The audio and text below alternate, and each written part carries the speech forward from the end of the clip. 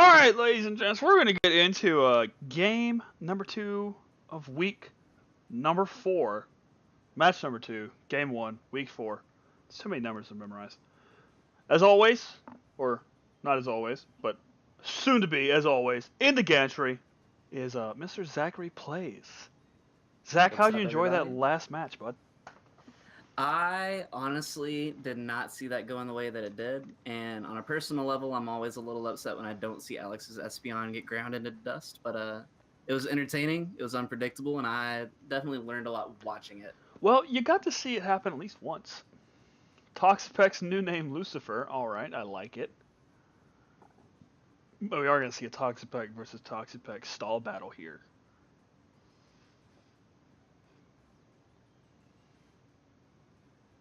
There's Zach's favorite move in the world, Toxic Spikes.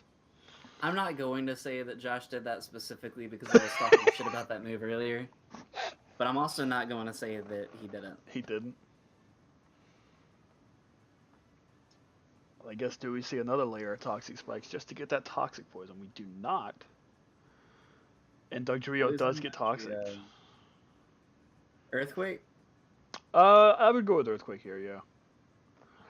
I'm almost curious why Josh wouldn't use... I'm almost curious why Josh wouldn't use a Alolan. Because of the steal advantage. That's what I was just thinking Yeah. about. Might have to run that by him after this game. Just, hey, bud, here's an idea. Here's a thought. Alright, so we are 1-1. Yep. Every Pokemon except for Togekiss and Venusaur will get poisoned by that Toxic Spike that's on Rachel's side of the field. I do think we can expect probably Venusaur coming out next. I'm not sure what to expect from CurlyFries. Ooh, when I'm good, I'm good. Damn, good call. Beelzebub. I'm sensing a theme with Rachel's team this week. Rachel is a pretty big fan of her themes. Was it last time where all of them just translated to the word help in different languages, I think? That was indeed her team. We're going to see Mega Sableye here. Scary, scary Mega Sableye. Bouncing off that Toxic. Toxic wouldn't work on Mega Sableye anyways because of that Magic Bounce. Will Rachel remember that, though? Because I think that we've had a big issue so far with people getting a little caught up and forgetting about different abilities and effects that are going to I don't think Rachel will remember that, but at the same time, I don't think Toxic affects Venusaur, so...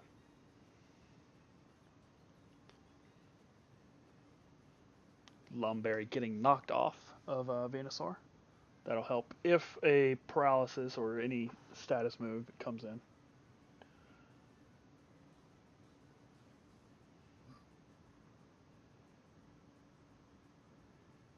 Unless there's a hidden move that I can't really predict off the top of my head, I really don't think that Rachel has anything specifically to counter Sableye on her team. No, I don't think she has any fairy types at all on her team to counter Sableye. And it'd have to be a physical fairy type. Well, fighting would counter the dark at this point too, but oh no, because it's that ghost type too. So yep. Kali coming out. Kali, which one is which world is he the devil in? You want to try that question again? Which world or which religion is Kali the devil in? I cannot remember. Hashtag Google. Let's find out. Kali the devil. Who's he the devil in? He's the demon in Hinduism. I almost could have guessed that just by the name alone. Alright, ladies and gentlemen, so I hope you have your snacks, hope you have your pillows, go ahead and take a nap or catch up on some homework, because Josh is full effect in his stall bullshit tonight. Yes, he is. I would almost like to see him bring out Toxapex again and get another layer of Toxic Spikes down. Just because Venusaur crushed it into the ground. I do hate that move. Josh's entire team is specifically designed to piss off Zach, ladies and gents. If you haven't been able to figure that out yet. And if Josh actually switched to Skarmory, I do know he has Brave Bird on that Skarmory now. And that would one-shot the Como. Knockoff from Sableye probably would knock out Cofagrigus here too. Any guesses on the origin of Moloch before we Google it? Moloch. Sounds familiar. It does sound familiar. I don't know where though. That's one way to get rid of Magic Bounce.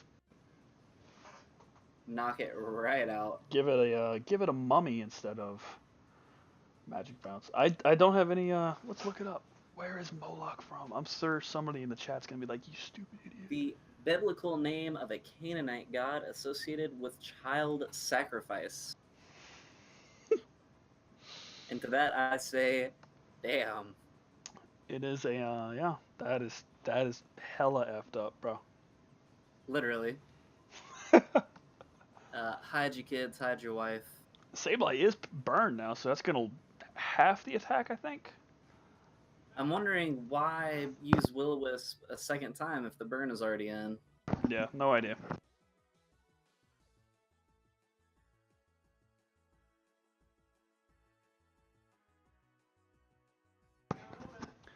Knock off on the Claydol. There goes the Choppleberry. Interesting choice on the items.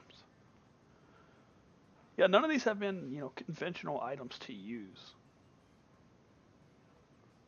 Choppleberry, Mental Herb. Looks like we're just getting ready for the switch out on this. Throwing the Stealth Rock. Any guess on Belial? On what? Belial, where that's from. Oh, Belial. I am going with probably another, sounds pretty Old Testament. Yep, it is occurring in the Hebrew Bible, which is later personified as the devil in Jewish and Christian texts. It is also a character in Diablo 3 for all you Diablo 3 fans out there.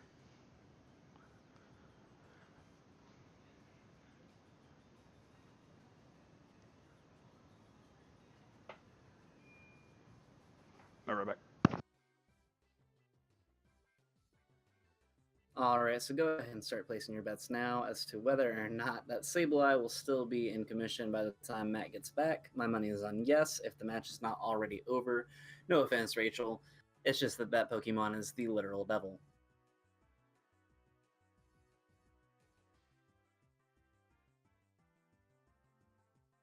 Definitely a lot of time being taken in between turns on this. You can see a lot of deliberation, very careful attention being placed on move choices.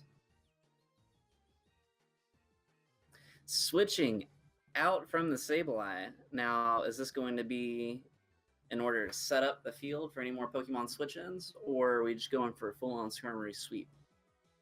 Doubtful in the latter, in my opinion. Skarmory sweep, especially on a Togekiss, seems very unlikely. Kronos, I'm not sure if she. Kronos is the not the ancient Greek god of time. Not a devil, not a demon. Titan, not a demon.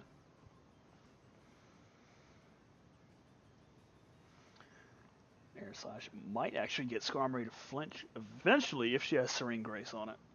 Especially with that paralyzation that's going to throw a wrench in any plans that Josh might have had. Yep.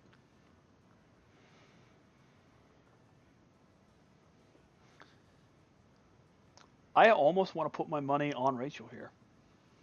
I want to just out of pure spite. Which is how I do most things. Especially if she keeps getting these flinches off.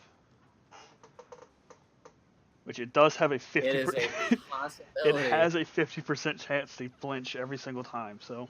I can hear him getting angry from here. I can too, and there's a fourth in a row. Goodbye, Skarmory, unless we have a switch out. RNGesus Rachel here. We could have a switch out, but I think Josh sacks Skarmory here. Does miss the air slash. There will be roost. Oh, that has got to hurt. You can only get so lucky. Yep. Air slash again. Paralyzed, not flinch. So RNG didn't help out Rachel that time. Well, it did a little bit, but if it works, it works. Doesn't matter how. When did Skarmory get paralyzed, actually? Skarmory got paralyzed from. There's flinch again. You know, I can't, honestly cannot I remember. don't know when he got flinched. It does switch out, which is interesting. Best choice here, probably Como with a fighting move. But does Rachel know that?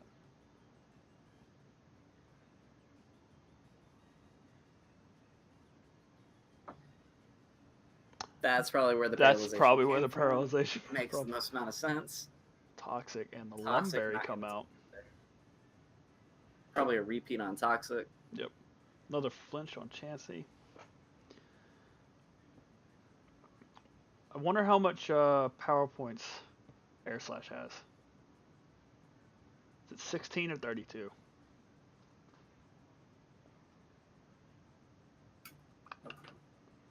Only time will tell. Does switch to Como. Out comes Clefable. Not a good switch for Rachel there. But how could she have known that a fairy would come out? 4 times effective against dragons. Or against Como. There's that immunity and the team cure. And almost back to full health with that leftovers. At this point, just having the information on those different immunities and effects in the back of your mind comes into play a lot, and that's something that just comes from a combination of research and a lot of practice. Yep. Well, I think because Venusaur does have Sludge Bomb, so that is a big weakness to Clefable. And that burn does not help any physical damage that Rachel's trying to pull off here. There's Mr. Oswald with the Moonblast. Sir Oswald. Howling at the moon.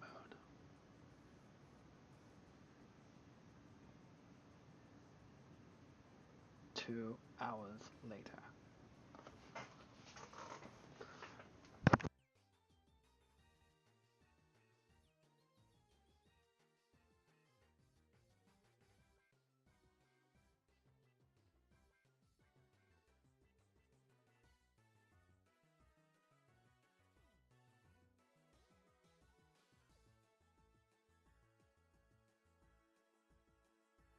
Oh, sorry about that. I fell asleep for a little bit.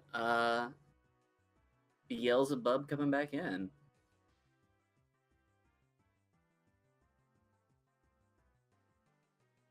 The paralyzation at this point, I'm not sure how helpful it's going to be with that Clefable. I could see where it was coming in handy with the Skarmory, hoping to get that flinch and paralyzation sweep.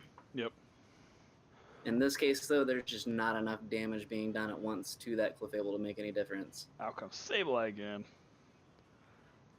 Maybe getting a poison with Sludge Bomb. Maybe. Well, no, because of that switch out, Magic Bounce is back. Very true. Is it back? Mm-hmm. Yes, it is. There's the answer. Uh-oh.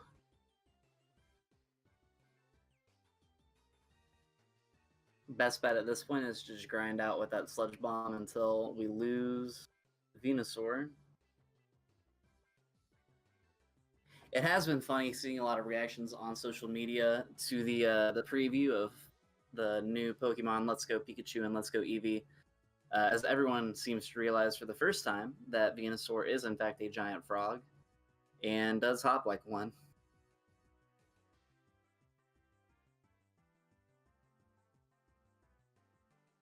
Not enough burn damage to take out Venusaur.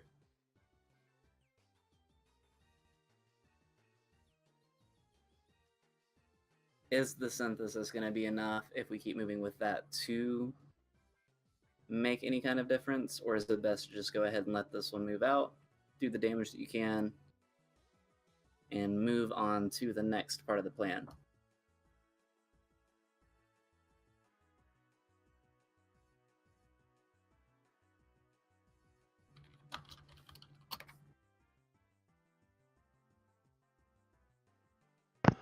I would like to see a Mega Venusaur eventually out of Rachel. Yeah, knockoff. I am surprised that we didn't see mini megas added on to Rachel's team, especially just if for no other reason, that added damage boost. Yep. From the stat difference. Yep. And, Thank you, by the way, for reminding me how salty I am that we still do not have Gen 2 megas for the starters. Really want a Mega Typhlosion or Mega for Alligator. I want a Mega for Alligator, and I want it now. Mega Meganium maybe. That's a tongue twister. Mega Meganium. Huh.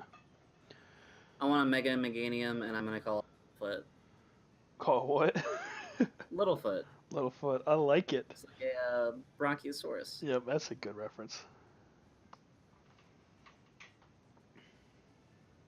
The Tyranitar in the Sandstorm setup that I was practicing with a couple of weeks ago is still named Sharktooth.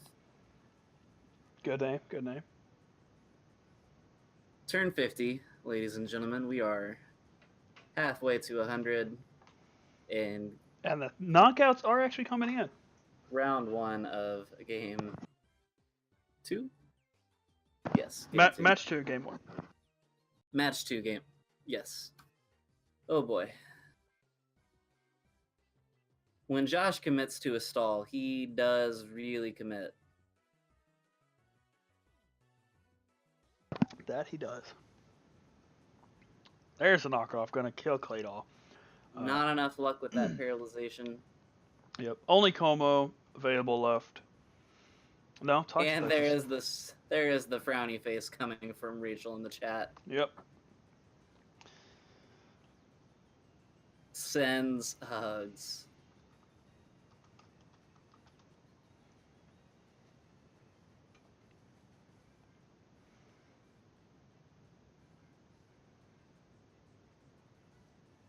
Now Kali with the mummy. Oh, there goes Sableye. There does go Mega Sableye. A little bit too little too late, but still a little heartwarming to see a small victory. Yep. Not sure why Josh went Machancy when Clefable could have ended it. Possible spite due to Rachel denying the hugs. Possibly.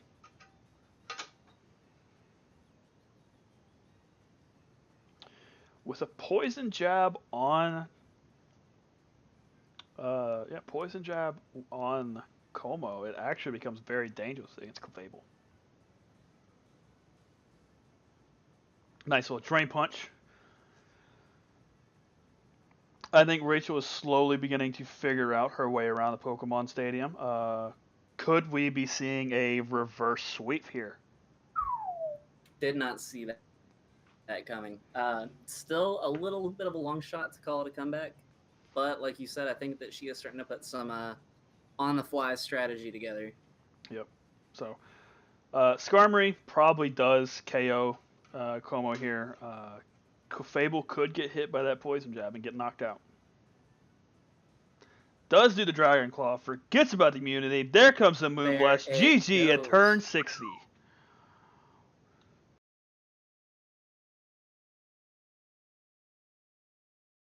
And we are going to get into game number 2 of match number 2 of week number 4. Still, lots and lots of numbers. NavyboyGamez. Waiting on Alex. Yep, NavyboyGamez taking the first win at 60 turns. Been the longest match tonight, but not the longest match of the season, which is always good to see. I think Rachel is going to be starting to figure out a bit more about typing in this match. That Como with the Dragon Claw against Clefable, no good, but the Poison Jab would do significant damage. Do we know if we are still waiting on Alex for this?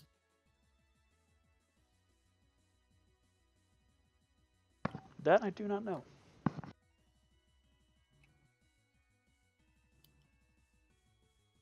All right, looks like we're just going to go and get the show on the road.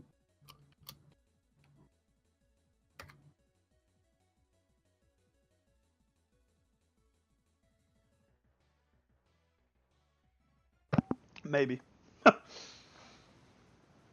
All right, looks like we are rolling out. Clefable versus right off the bat. Appropriate name. Very good name. Moonblast. Not going to do a lot of damage. If Rachel had a poison move on Toxapex, it would even do even more damage due to that We do have stab that ability. burn right off the bat. Sadly, burn only affects physical attacks, not special attacks. Otherwise, Moonblast will be rendered useless later on. Unless this team, the heal bell comes out right here from Clefable.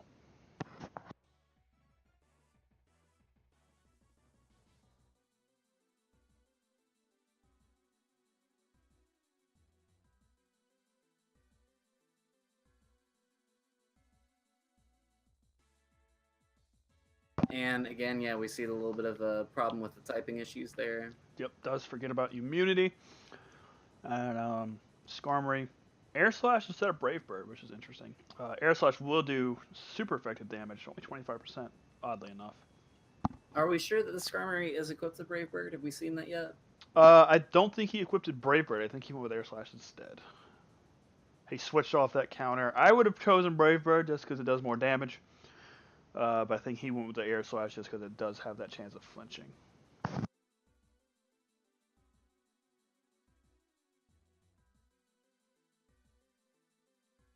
We are going pretty heavy with the switches. Luckily, looks like a little bit of a scramble trying to figure out what's going to work against the Skarmory on Rachel's side. yep. Luckily, a lot of her Pokemon are heavily tanked out.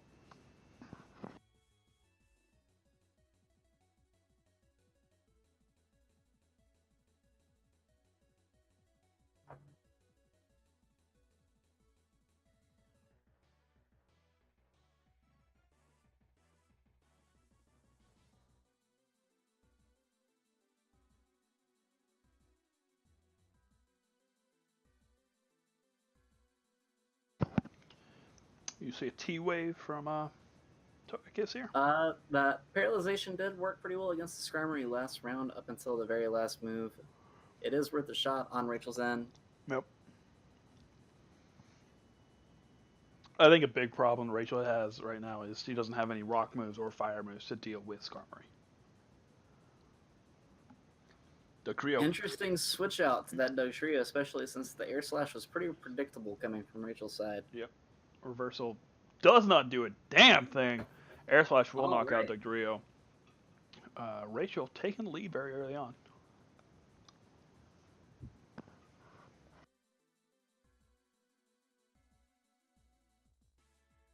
Now the question is, does she... Alright, so we've got the Paralyzation. I was kind of expecting a switch out, going for the Poison Jab. Yep. Well, I don't think Poison Jab doesn't do much against Chansey. I think the Drain Punch would do even more. It is really, other than that Air Slash, one of the more offensive moves that she has at her disposal right now, though. Yeah, I would honestly put Como back out there. Does get that option to Drain Punch, which could heal it back up, which is nice. Possible Earthquake. Would not be surprised to see that making another appearance. Not making a big enough impact, though.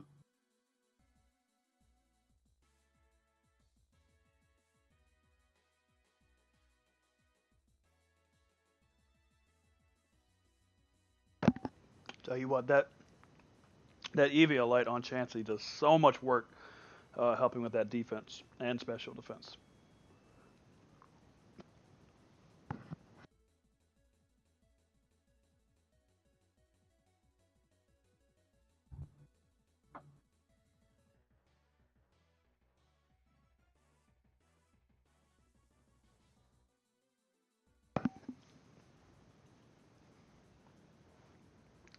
Stealth Rush. That is, yeah, I mean, we are seeing a really clear example of one of the biggest issues that you run into when you focus solely on just tanking your team, adding as much into defense as possible.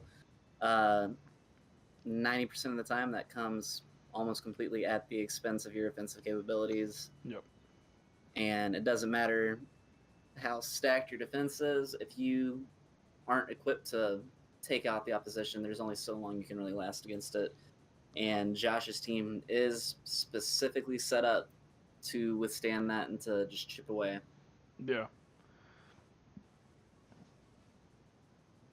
you almost need several wall breakers on your team to deal with Josh's team with that Clefable and the Chansey, and even Toxapex and Sableye.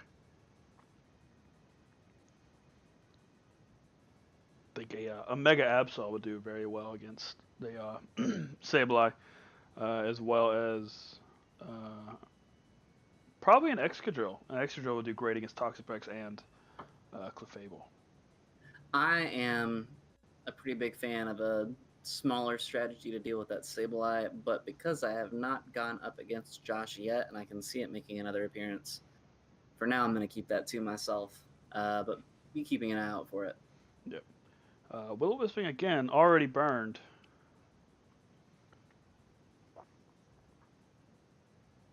Critical hit on the Moonblast, going to take down Kikfagrigus. And the wish coming and that true. wish coming in just in time. You can hear Alex nutting in the background. Oh, my bad. He's not watching the game. Have you gone... Oh, he can tell when it happens, though. Have you gone up against Josh yet? Not competitively. Your first week, you went up against... Alex. And then last week, you went up against Austin. And then when we finish up with this, it will be me and you. The slugfest will commence. For better or worse. We'll go from a mixed game in the first to a stall game in the second to an all-out possible slugfest. I'm actually interested to see what team you bring. Have not decided on my final tally on who I'm bringing. Now, have you decided on which team you're going to be using, or do you have a couple that you're looking between right now? I have a couple that I'm definitely keeping in mind on using, but I haven't fully committed to one team yet. I'm excited to see which way that's going to go. A couple magic bouncers here and there, just to piss you off with that Shuckle and any other hazard you could bring.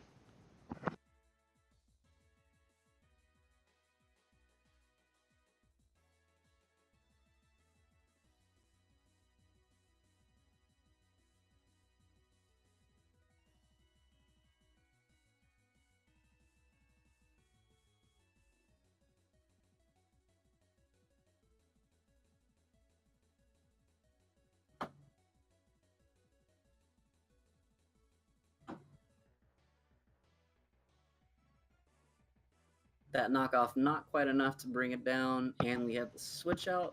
Yep. There goes the Lumberry. We'll be back to fight another day. Yep. I do think go.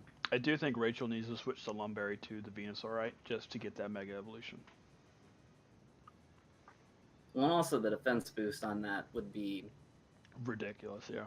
An absolute pain for Josh. Burn coming in to finish off Venusaur. Yep. Let's see. Toxapex come out. That Stealth Rock's doing work on Rachel's team, especially that 25% damage on Togekiss.